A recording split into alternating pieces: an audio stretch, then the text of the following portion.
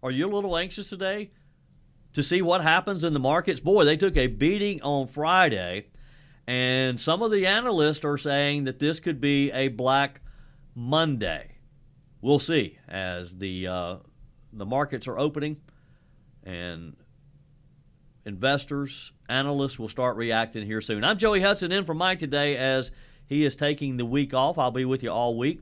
Mike's celebrating his birthday today. He told you all about it. And if you'd like to wish him a happy birthday, just send me a quick text on the MyPillow text line, 800-655-MIKE, 800-655-6453, and I will pass some of those along for him. So what are you expecting today? And did you fall for the trick that the left wants you to over the weekend? Did you look at your 401k statement? Did you look at your IRA statement? Because that's exactly what the left wants us to do. They want us to panic. And that's what happened on Friday. And that's what some of the stock market analysts are predicting will happen again today. And the whole idea, I think they're actually hoping that happens.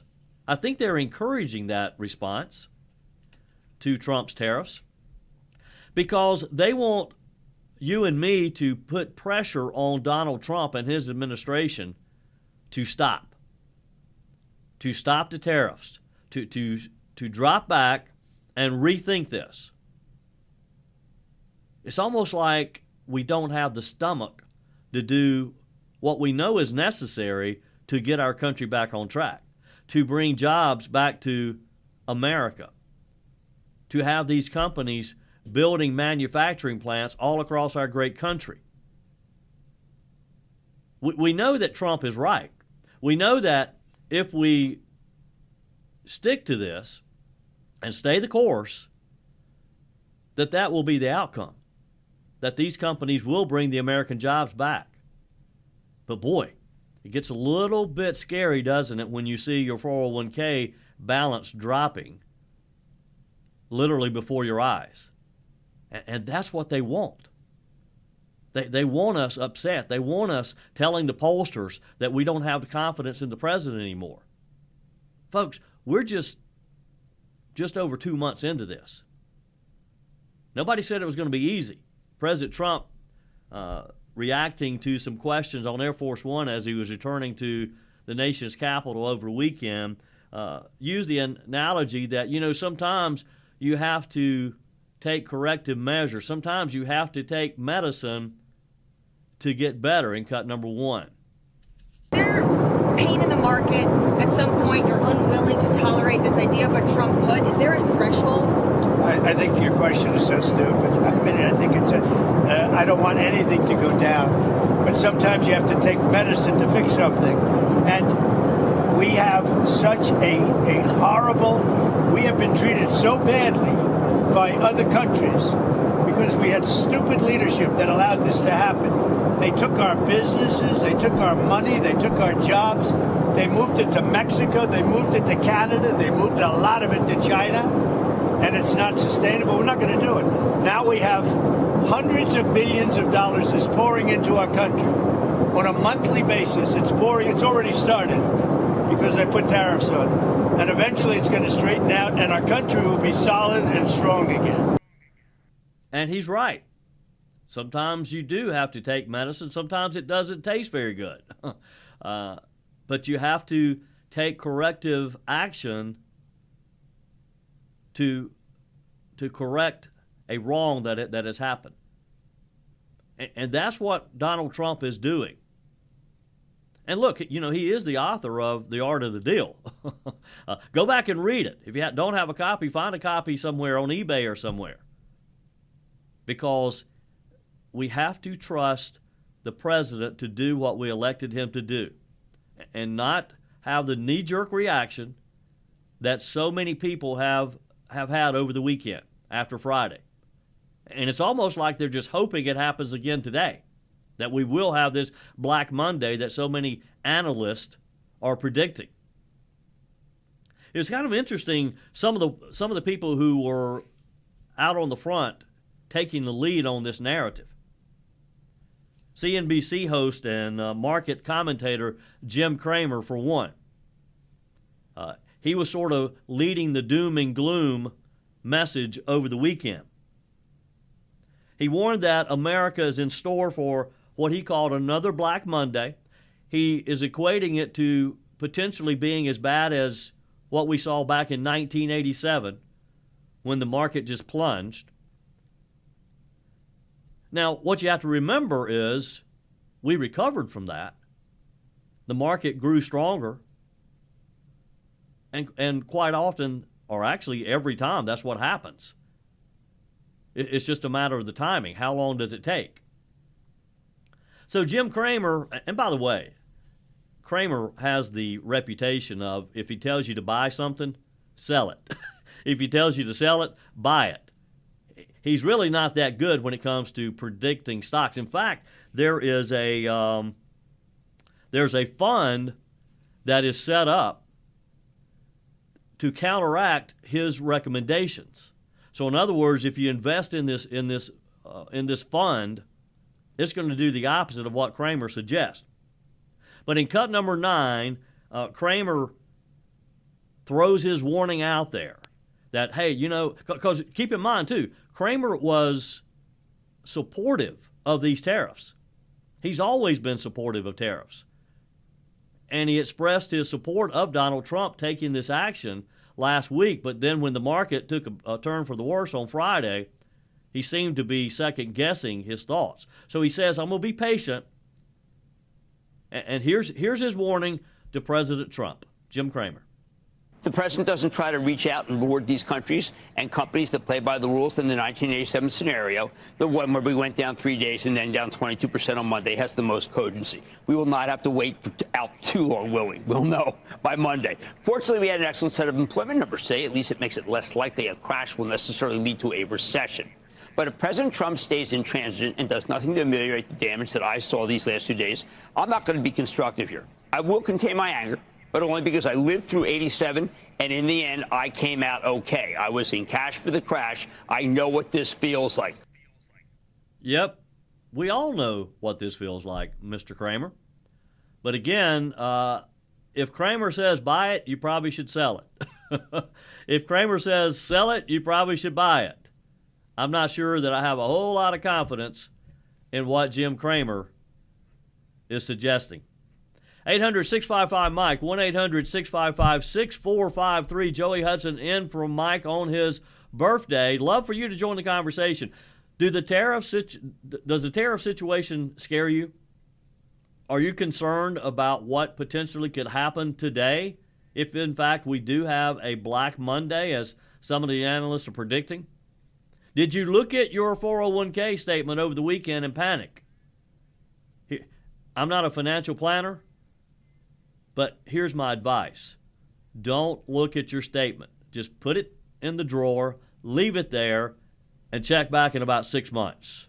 800-655-MIKE, 800-655-6453. Your phone calls are welcome. You can text me a quick note. You can email me directly, joey@joeyhudson.com. Let me invite you to join me on my daily podcast, Just the Truth. Just search for Joey Hudson, Just the Truth, on the Odyssey app or wherever you listen to podcasts.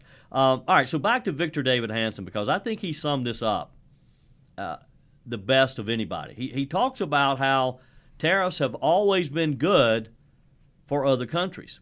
And quite honestly, until this conversation really came to the forefront these past couple of weeks, I didn't realize just how much our products are being tariffed by other countries, like the European Union, like China, like India, like just about every country. Vietnam.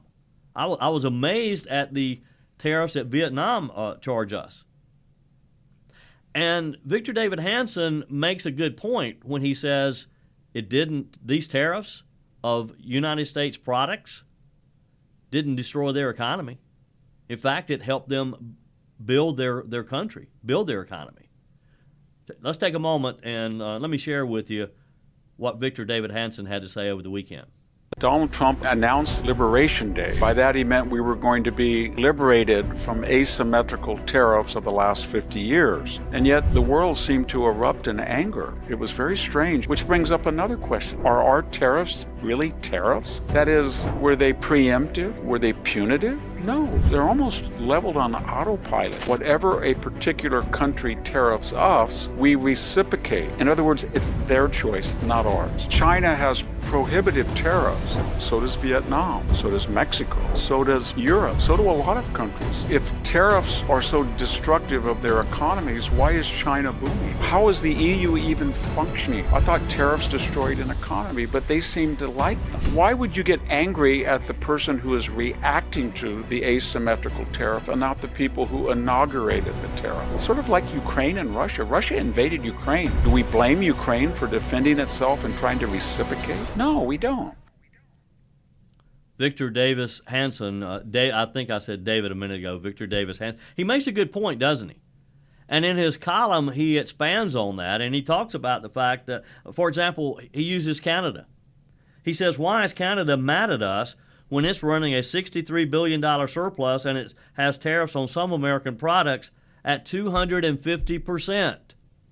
Did you ever realize that some American-made products have tariffs of 250% going into Canada? Is that not just crazy? And then they're upset with us because we're looking to start tariffs on their products? But again, it's not about the tariffs. Not about the tariffs at all. It's about rebuilding our manufacturing. It's about bringing back good paying jobs for Americans. It's about quality. It's about getting better products. We've gotten so accustomed to the cheap China-made products. We may pay a little more. But by doing so, we're going to get a better product. We're going to provide good-paying American jobs to our fellow citizens. And this is what we have to keep in mind. We can't let the left and the mainstream media's narrative on this get us into a panic situation to where we start selling off our stock in our 401ks. We'll see. We'll see what happens today. But as President Trump said, sometimes you have to take a little medicine to get better. After Friday's stock market decline, after all the talk over the weekend on tariffs, and now a lot of countries are wanting to negotiate, wanting President Trump to give this another thought. Yesterday, Commerce Secretary Howard Lutnick said that about 50 nations so far have reached out to the Trump administration wanting to negotiate. Israeli Prime Minister Benjamin Netanyahu is in Washington today. The European Union, they're wanting to sit down and chat. Mr. Lutnick defended the president's economic plan yesterday, said that the calls from foreign officials prove that, quote, these countries know that they've been ripping us off. And that's true. I mean, that's the question we have to ask ourselves. Suddenly they want to come and negotiate. Where have they been all these years? He was on CBS Face the Nation. He said they're definitely going to stay in place for several weeks, talking about the tariffs. In cut number 6, Lutnick talks about that these are here to stay. Trump is not going to back down. You know, there was a report earlier this morning that Trump may do a 90-day pause, which is what they'd like. Lutnick said yesterday the tariffs are here and they're going to have to deal with them. The Treasury Secretary said on another network, we're going to hold the course. It's not the kind of thing you can negotiate away in days or weeks. That makes it sound like the tariffs are staying in place at least for days or weeks. Is that correct, or is the president considering postponing implementation to negotiate? There is no postponing. They are definitely going to stay in place for days and weeks. That is sort of obvious. The president needs to reset global trade Everybody has a trade surplus, and we have a trade deficit. We are paying away our future and our lives. The countries of the world are ripping us off, and it's got to end. The president has made it crystal clear. This is the policy we are going to protect. The factories that come build in America, we are going to protect them. They're going to be successful. That's why they're going to build in America, the greatest economy in the earth. All of these companies are going to come and build here. And that's the whole point, right? Is to make it more convenient, more affordable, more attractive for them to build their manufacturing plants in the U.S. and make those products here using the American worker. It's not necessarily about collecting that tariff, although that's going to be nice to put into our treasury. But the idea is to bring it back home. Bring these jobs and these manufacturing plants back home. Lutnick talked about countries like Vietnam. He said the Vietnamese Deputy Prime Minister, Tran Son, met with U.S. officials yesterday to request a delay of the tariffs and said that they're open to negotiations. They're suggesting that they go to a 0-0 tariff, meaning they won't charge us anything, we don't charge them anything. Listen to this, though. Vietnam is the 6th largest exporter to the U.S., and it's set to get a 46% tariff under Trump's plan. For all these years, they have been charging us a tariff with no talks about doing this 0-0 deal. Suddenly it is it's a good idea. Suddenly they think maybe that they should be fair with us. Why did they make this decision now? Because they've been ripping us off for years now, for 50 plus years. A lot of these countries have been they've been laughing at us, really. You think about it. They charge us these tariffs. We don't say anything about it. Now Trump's saying something about it, and everybody's standing on their heads. 800-655-MIKE, 800-655-6453. Rich is in Charlotte, North Carolina, just up the road from me. Welcome, Rich. You're on the Mike Gallagher Show. Nice to be on, Joey. Thank you. I just can't understand how ridiculous this is. Day 7, if you count the weekend, of something that hasn't even transferred anything to anybody yet. It doesn't make any sense that everybody's acting all crazy about what is an obvious common sense policy. It doesn't make sense, does it? I mean, does it make sense that our markets responded the way they did on Friday? I mean, just a knee-jerk reaction. Appears they're doing it again today. Look, everybody just take a deep breath and think about what this could do for our country. Think about the jobs that this could bring back to our country. Friday was day 3. Yes. I mean, it's silly. Anyhow, that's all I want to say. And look, Rich, the other thing, too, is we saw thousands of people. There were over 1,200 protests across the country over the weekend on Saturday, the hands-off protest, and we're just over 2 months into the Trump administration. Just over 2 months, and they're already protesting. I know. All these things make perfect sense. Just one more real quick thing.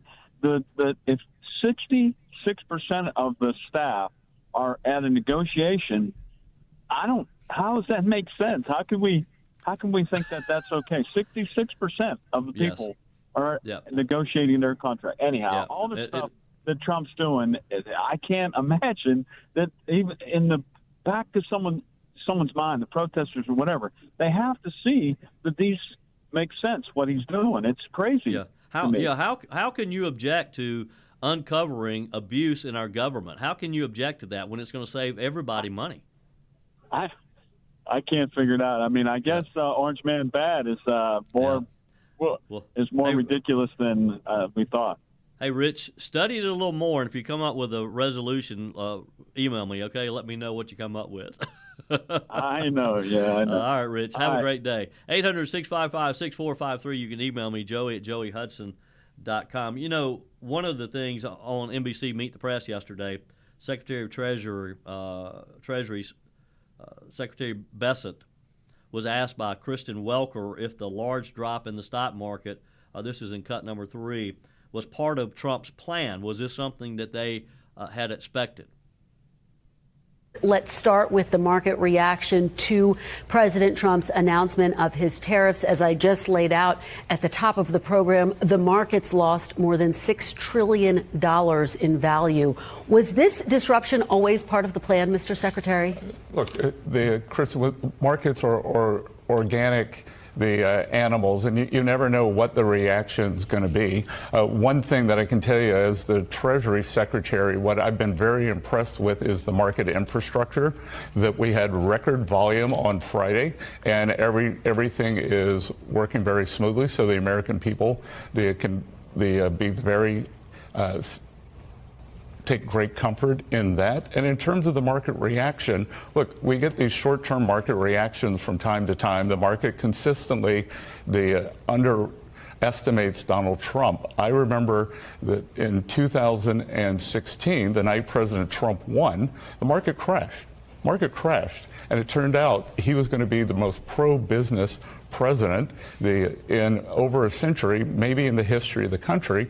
And we went on to and we saw what happened in 2016. We're going to see it again. We got to hold the course, be strong. Joey Hudson in for Mike.